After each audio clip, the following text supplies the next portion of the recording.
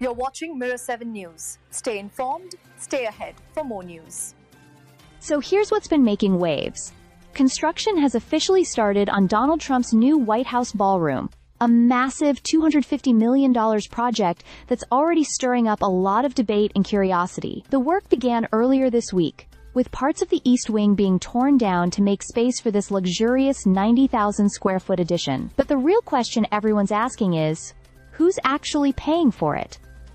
Trump has said he's personally covering a significant portion of the cost. However, he also mentioned that several unnamed donors and corporations have stepped up, some reportedly willing to spend more than $20 million each to bring the project to life. That's where things get a bit murky, because the identities of many of these contributors remain a mystery. According to reports, a dinner for potential donors was held at the White House on October 15th, where high-profile figures from companies like Microsoft, Amazon, Google, OpenAI, Coinbase, and Lockheed Martin were in attendance. Even sports owners like Woody Johnson of the New York Jets and the Glazer family, who own both Manchester United and the Tampa Bay Buccaneers, were there. A pledge form obtained by CBS hinted that donors might get some form of recognition for their contributions, possibly their names engraved somewhere within the ballroom itself. So far, only one donor has been publicly confirmed. Court documents reveal that YouTube will contribute $22 million toward the project,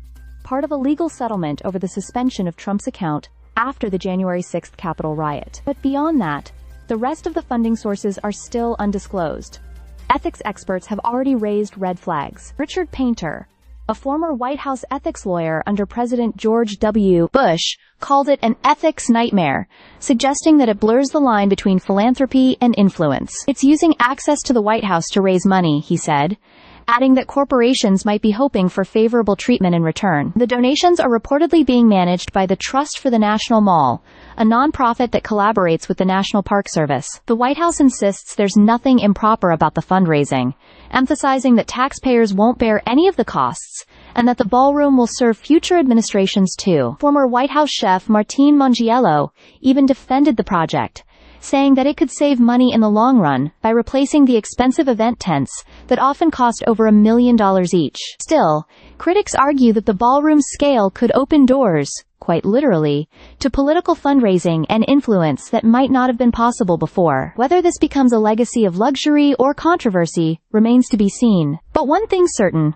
Trump's latest project at the White House has everyone watching, questioning, and talking. Stay subscribed for more videos.